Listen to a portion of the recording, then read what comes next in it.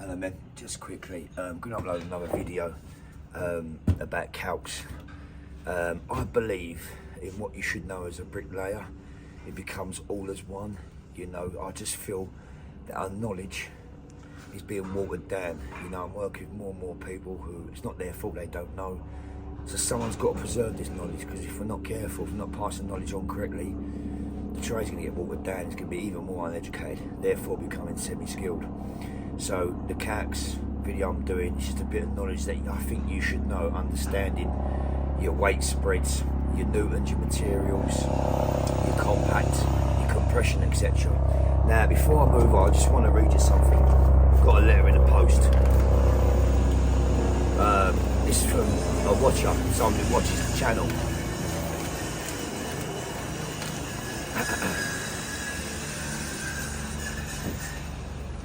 This is from a guy called Roger Cooper. Hello Dean, I'm pleased you're having the books. I believe they first come out of about 1930. I had them for about 47 years. They were old when I got them. I found bricklayer more than a trade, like a passion. I do enjoy your YouTube channel. I got my sitting guilds at Romford Tech, sitting guilds there, in the early 80s. I'm now 74 years old and I do miss the job. Regards, Roger Cooper. Now, what Roger done was he sent me the building encyclopedias. And you're right, Roger, they was published around about 1930. Now, I've touched base on before in my life. I briefly read over, I got told to read when I was younger, but you know, it's like when you're younger, you go through, you just pick the points. But Roger, I just want to thank you very much, you know, and I want you to know that I'm going to put this letter inside the book. And I've been reading them already, sitting down under candlelight, reading them and touching up with my knowledge. And I want you to know I'm going to pass them down to my boy, to my son. And he will probably pass them on to his son or maybe his grandson if they do don the trail. So they're going to stay in the family and stay with, and your letter will be passed down. Now, another good thing about this channel is what I like is because I get moaned at about my traditional ways and I'm not in with the new things, you know. I've got my way of working, you've got yours. But what's nice is Roger's 70, how old is he? And he's 74. So it's nice to see the old boys who are retired, who missed the game, and they can watch and they can relate to me because we all come from the same era. Like Roger would be one of the lads who probably taught me, you know, his era. And it's nice to make memories. And I get that quite a lot where people stop me in the street and say, Dean, love your channel. Reminds me of this, reminds me of that. Keep going, keep doing what you're doing. And people understand my path, what I'm trying to lead, you know, trying to keep the quality and the craftsmanship in the trade. So, on that note, Roger, thank you very much, mate. I'm going to send you a little gift back, just something little, you know, from my heart, what I want you to have. And Roger, I just want to say thank you for your services. All the men, thank you for your services for all these years, and God bless. And another thing, Roger, as well, Roger's son found me on Instagram to hunt me down, because Roger, I do Instagram, and that's how I got in contact, gave me a address over that. So things like this make it worthwhile. I'm a bit AWOL on the YouTube, because I'm working and it is hard, and my son's busy. He's going for a stage now where he's working more. He doesn't get time to film me much, but we're cracking on, and things like this make you feel. I've had so many gifts sent out and it's amazing. So men, God bless, good health to you. Enjoy the rest of the video. Thank you. Little problems occurred structurally on the job, and I thought, why not share it, the knowledge, you know. So I've been speaking to the structural engineer about how to get around it and what we can do. So we're working with each other, you know. So I just want to go through it with you guys, because if you come to the problem in the future, you've got it in a locker, you know what I mean? Right, so this is what we're talking. So, can you see here, we've got beam 13 coming across there. Now you've got goalposts coming down. So we have pad stones at the bottom here. Goalposts, goalposts, goalposts on the external wall. Now look very closely. Beam 13 is 254 by 254. So what we've got is this beam here with the goalposts coming down theoretically there, okay, to support this big beam. Now this beam here is 254. Now the width of the work on the stocks here are around about 240. So we're 15 mil over. Now what you can't do is, theoretically, if this is the column here, we can't offset our goalpost here. So it goes down because the working rate is increased. So this now, our brickwork line is here. So we're protruding by 7.5 mil. What can you do? So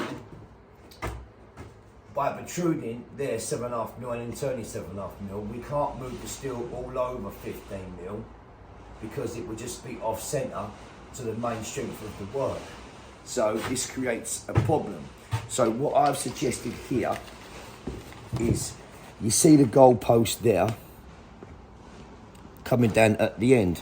So why can't we extend the steel by 600 mil, bring the goalpost back to where it should be? So that would be your goalpost. Extend the steel 600 mil, put a pad, so we then can smallen the size of the goalpost. Now we need to be getting 203s on the goalpost because the goalpost should be the same size as the beam. So the beam's 254, so the goalpost should be 254. Now, the working rate of the 254, stay with me, column, is 80%. So we've got 80% at 254 column. Now, if we reduce the column, so we come inside the face brickwork and we reduce it to 203, so 254, if we reduce it to 203 column size, our work rate increases to 93%, which is not good. 100% is foul. So that column holding that beam, that's foul at 100%. So at the minute, if we reduce, so we don't have a nib on the brickwork, we're 203. Now, because the building's so vulnerable in these old buildings, you cannot move the steel over 50 mil because the working load is then not at its best. So what I've suggested is, if we extend the lengths of the beam, introduce a pad stone here, which will take a percentage of the working load, it would help us compromise the size of the column.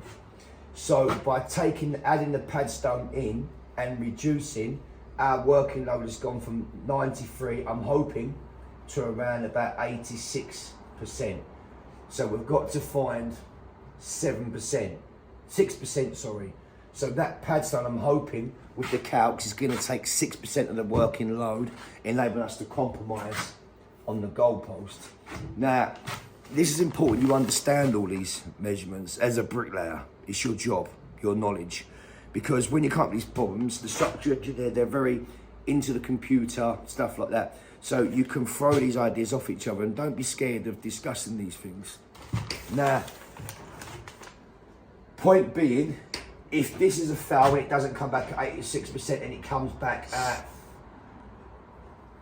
88%, just that 2%, I'm going to say to the client, no, don't do it. Don't do it. It's working too hard. We need to go back to 80%. If that's the case, then externally, all these columns, which we call the goalposts, I'd have to put a brick pier detail. And the brick pier detail, what she can do, I've done this before, she'll go up and I'll shoulder her in. And I'll shoulder her in. And if you're looking along the line of the house, you'll have etc. etc.